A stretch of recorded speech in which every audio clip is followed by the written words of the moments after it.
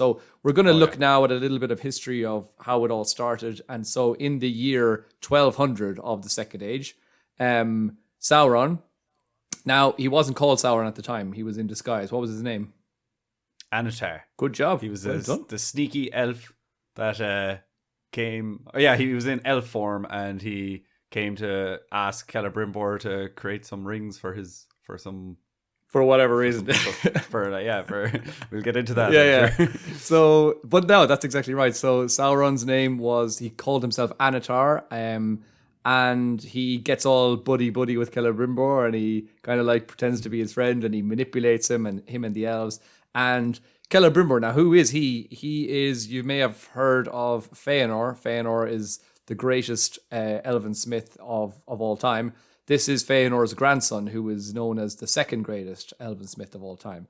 And so, like, you know, smithing runs in the family. Like, they're pretty good at it. So, basically, also, these elves are, you know, he's like, guys, come on, we got to come in and we got to do some arts and crafts. Like, you know, get your glitter, get your little tiny scissors and your get your Pritt stick and your whatever. We're gonna make some little designs and some little crafts. And so the elves are like, yes, love arts and crafts. So no, but they are easily persuaded to make these rings, because he promises that they're going to kind of delay time, and they're going to bring.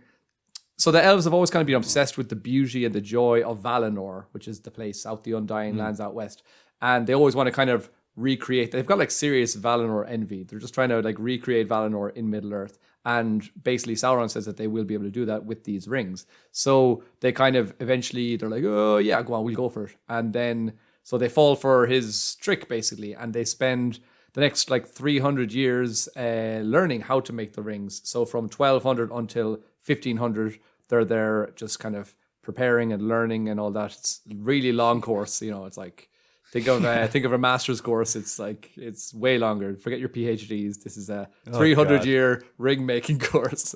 Yeah, you know, it's like, do you want to join this workshop? It's only 300. The things you can do when you're an elf and you're immortal, you're like, go on. It's only 300 years. Yeah. So then in the year 1500, they finally start making the great rings of power, and they make 16 rings together. So we already said there's 20 rings, so they made 16 together. And these were all originally supposed to be for the elves. There was no talk of men or dwarves or anything like that yet. It was just like, okay, we're going to make these. They're going to be given to the elves, and they're going to help the elves do all these great things and recreate this beauty of Valinor in Middle Earth.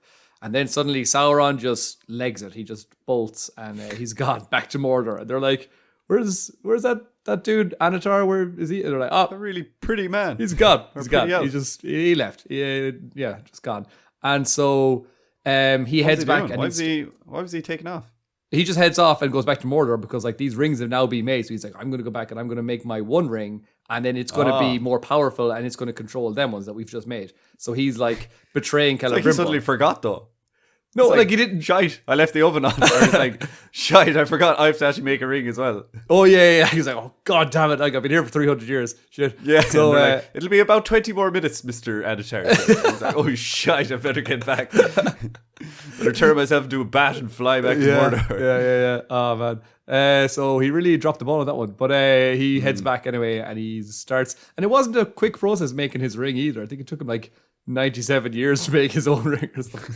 So dilly-dallying. Yeah. Just, you know, hanging around. But so anyway, the rings are there with Celebrimbor, and Sauron goes back off and makes his own one ring, and then Celebrimbor says, I'm going to make my own 3 rings just for the crack, you know, because he's like, you know, I've learned all these skills, I'm going to do it now, and they're going to be lovely rings. I'm going to do them on my own without Sauron.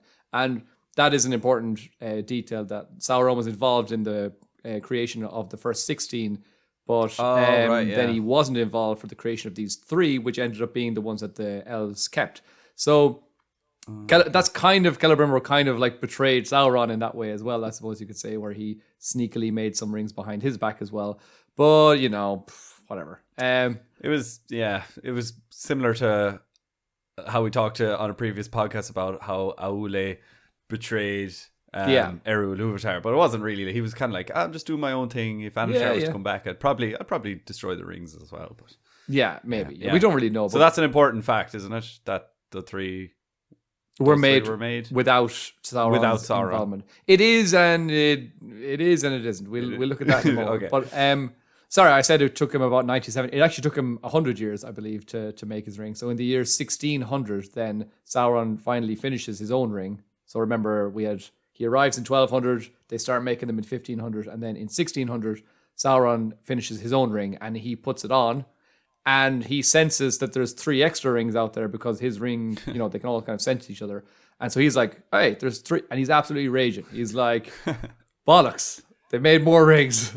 And I wasn't there to get my hands on top of them or whatever. So he notices that there's rings out there. And then the same thing happens with the elves. They realize, oh, there's this one powerful ring that's like controlling the rings that we're wearing now. So they all realize that Anatar or Sauron had been full of it. Like they were like, oh, this guy, he's been, he's treacherous and he's been playing us the whole time. So they all take their rings off so that he can't control them.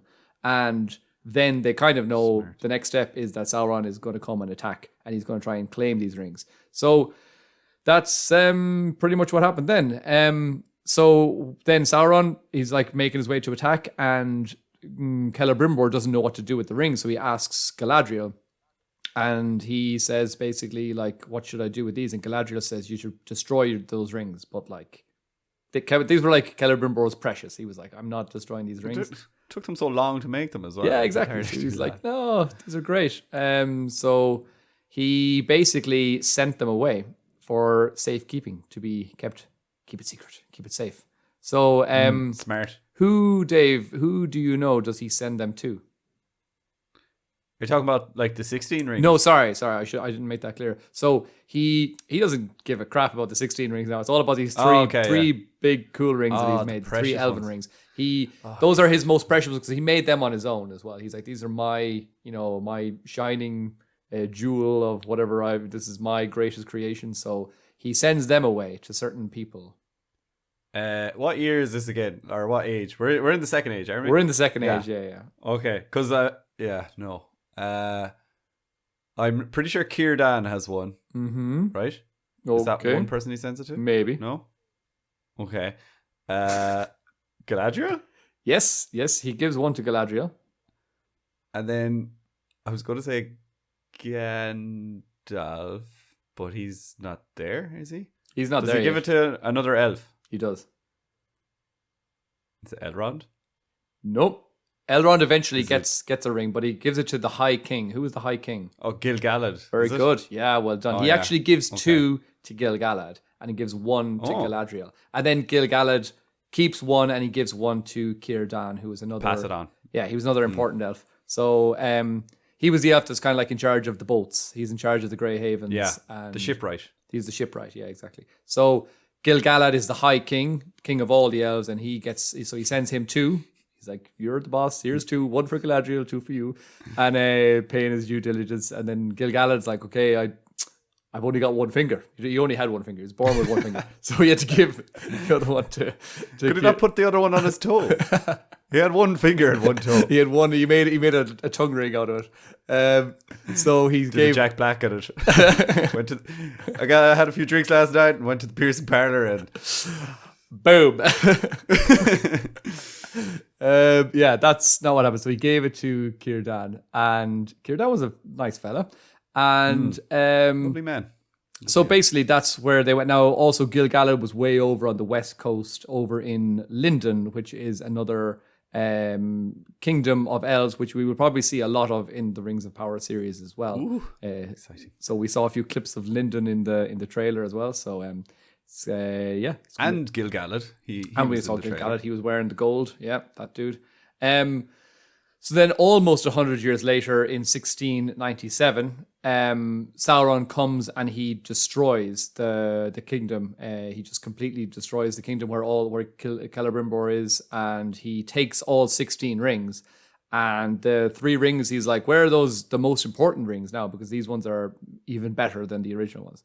So he comes over and he's trying to ask Celebrimbor where those 3 rings are. And he tortures Celebrimbor, and it's pretty gruesome. But Celebrimbor just doesn't give in, and he ends up dying from the torture. and then they kind of like hang him on a spike and all this kind of stuff. It's pretty gross. But anyway, Celebrimbor, he keeps his mouth shut, and so fair play to him. And so Sauron just can't find the location of the ring, so he's gutted. And he was like, Sauron was really pissed, and I'm going to read a quote here, and it's, "Of all of the elven rings, Sauron most desired to possess them, for those who had them in their keeping could ward off the decays of time and postpone the weariness of the world." So that's a little sneak peek there into what the rings could do, some of the powers that they have to ward off the decays of time and postpone the weariness of the world.